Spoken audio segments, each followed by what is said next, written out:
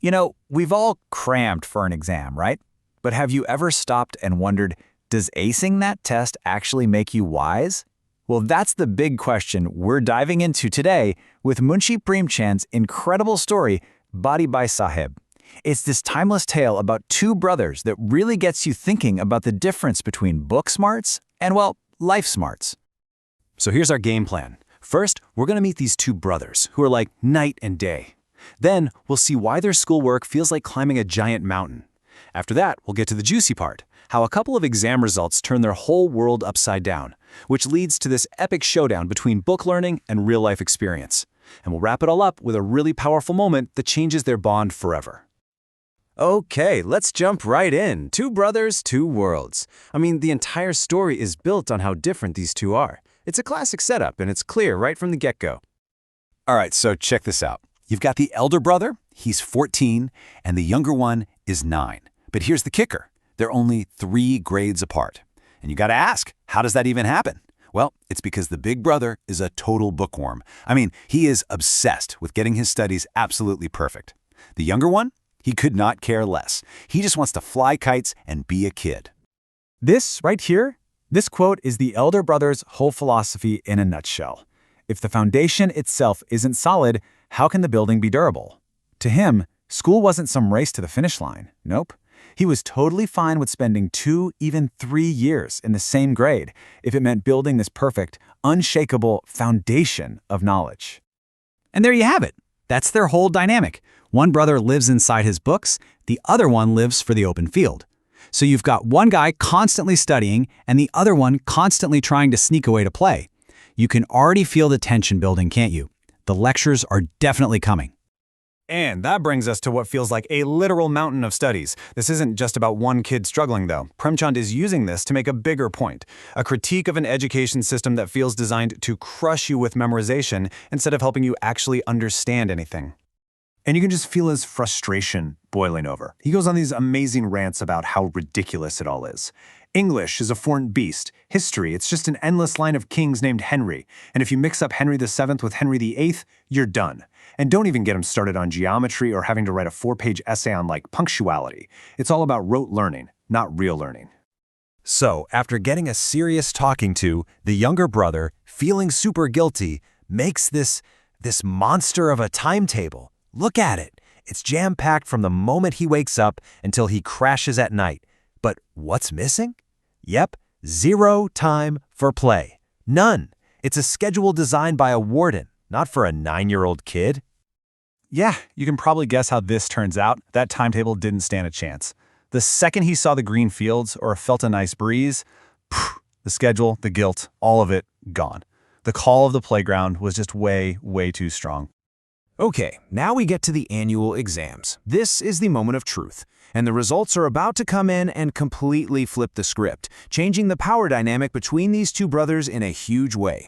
So, in a twist you just don't see coming, the younger brother, the one who's always playing, doesn't just pass, he comes in first. And the studious, hardworking older brother, he fails. Boom. Just like that, the 3-grade gap shrinks to 2. And get this, the very next year, the exact same thing happens. Little brother passes, big brother fails. Now they're only 1 grade apart. The whole dynamic is just upended. And of course, all this success goes straight to the younger brother's head. He starts getting cocky, thinking, hey, maybe I'm just a natural genius. I can play all day and still ace my tests, while he studies nonstop and fails. That fear and respect he used to have for his brother, yeah, it's starting to fade, fast. But the older brother is not having it. He throws out this classic Hindi idiom, which basically means, a blind man has caught a quail. He's telling him, you just got lucky, kid. It was a total fluke. He goes on to warn him that pride is a dangerous thing, reminding him that it brought down even the great demon king Ravana. So all this tension finally boils over, but not in the study room with their books. No, it happens out in the open field with a kite. This is the story's climax, the ultimate showdown, raw experience versus bookish knowledge. The elder brother's entire claim to authority, his whole argument, it all comes down to this one single powerful word, tajirba. It's not about grades. It's not about being smarter. It's about life experience, the kind of wisdom you can only earn by, well, living. This line is the heart of his whole speech. After catching his brother running wild after a kite, he just lets him have it. And it's all built around this one idea.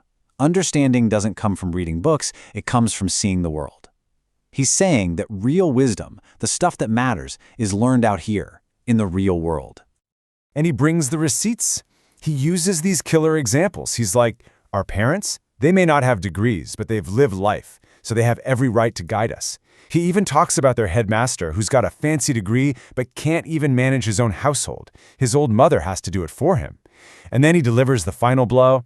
I am 5 years older than you, and no matter how smart you think you are, you can never erase that experience. And that speech, it changes everything. It's the moment that leads us to the story's incredibly moving ending, where their relationship is rebuilt on a whole new foundation, not of fear, but of genuine, heartfelt respect.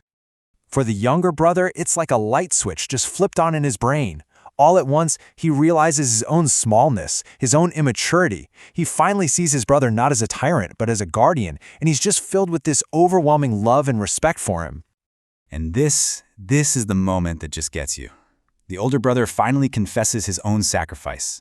He says, I don't forbid you from flying kites because I hate fun. I am tempted too.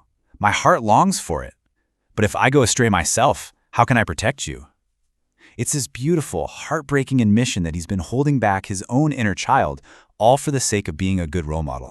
And right at that emotional peak, as if on cue, a kite with its string cut comes drifting down right over their heads. And in that single instant, the sermon, the responsibility, the lectures, it all melts away. The kid inside the elder brother just takes over. He's taller, so he leaps into the air, snags the kite string, and just takes off running, full of pure, unadulterated joy, with his little brother chasing right behind him. The story ends on that perfect image, leaving us with this really big question to chew on. What actually makes a person great? Is it their report card, their job title, or, as Premchand seems to suggest, is it something much deeper? Is it the wisdom that only comes from experience and the quiet sacrifices we make for the people we love?